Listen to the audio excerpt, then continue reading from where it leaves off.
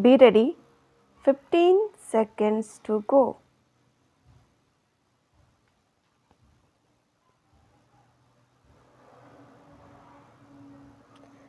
Start. Mr. Speaker, sir, this is the 7th day, I believe, of this debate, and 70 persons have already spoken. I am the 71st in the long procession.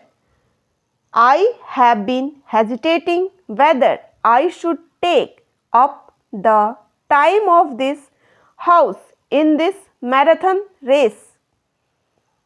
I might straightway say that I am not greatly interested where a particular state boundary is situated, and I find it very difficult to get passionate or excited about it.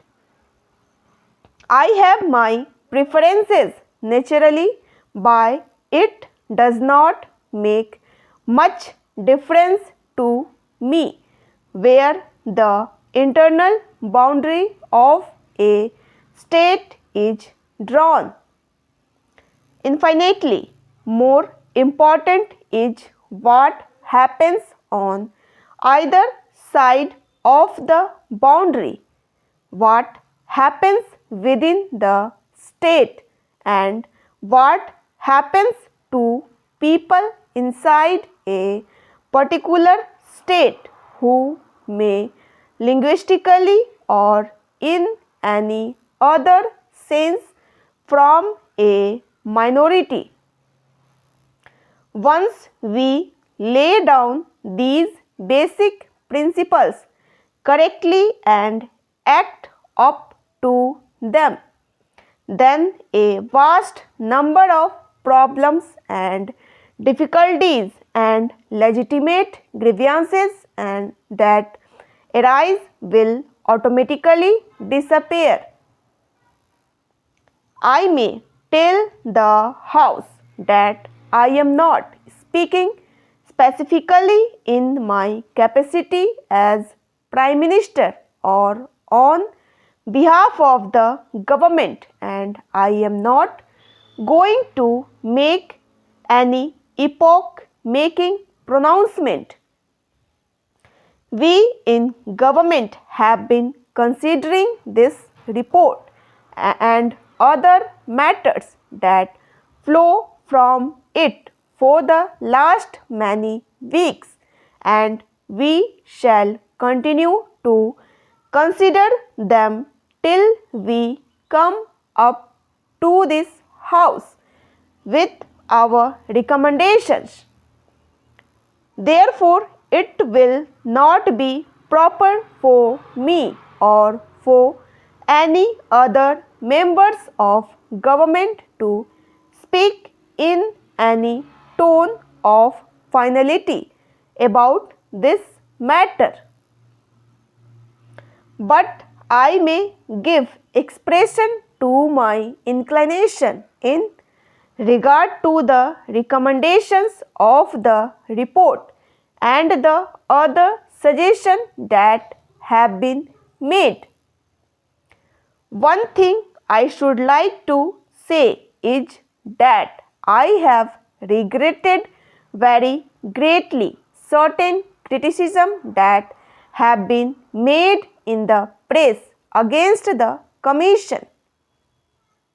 One can criticize the Commission's recommendation, of course, but to bring a charge of unfairness is itself unfair.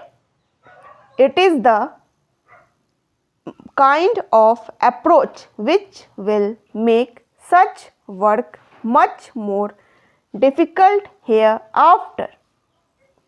We choose eminent men, they take a great deal of trouble and tell us what they think about the problem. We may or may not agree with them, but to attack their fairness is, if I may say so, not only a wrong approach but an indication that one's case is right now very weak. May I also suggest for the consideration of this House that while members here represent their constituency, they represent something more. Each member is not only a member for this or that area of India, but a member for India as a whole.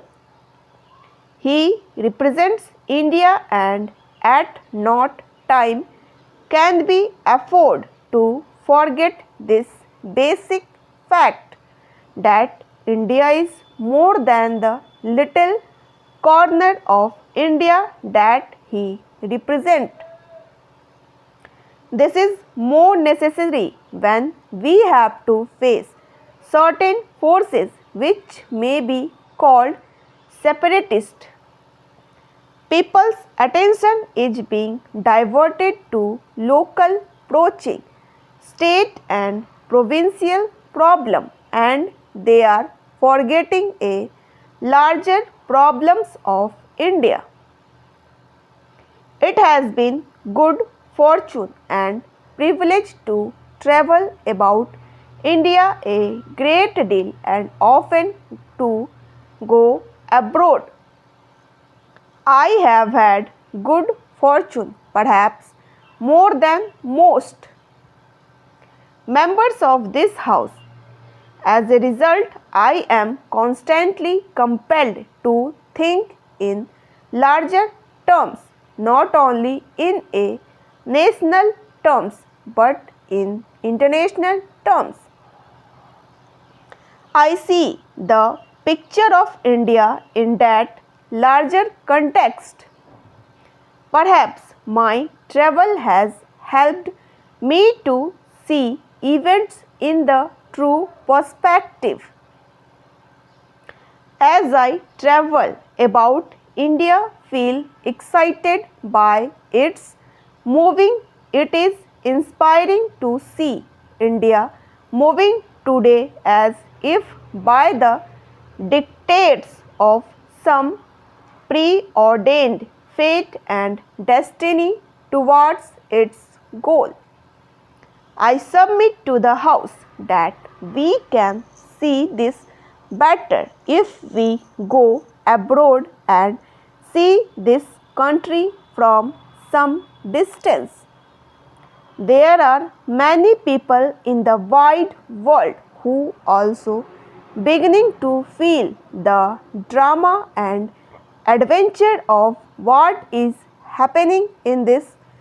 They see how we have got over great problems and great difficulties. It is true that we have been greater problems ahead, but we are judging in the measure in which we have succeeded in the past. We may argue about the boundary of Bihar and Bengal or Odisha. We may regard the question as important, but the word important is relative word. There may be things which are more important, and we must not lose ourselves in passionate excitement over the boundary of a state. We must take a total view of India. We must, by constitution, convention or otherwise, guarantee that a person, whether he lives on this side of the border of a state or the other, will have the fullest right and opportunities to progress according to his own way. This is my approach to this matter, but I feel that this larger outlook is sometimes lost sight of. This should not be done for larger national interest. Stop.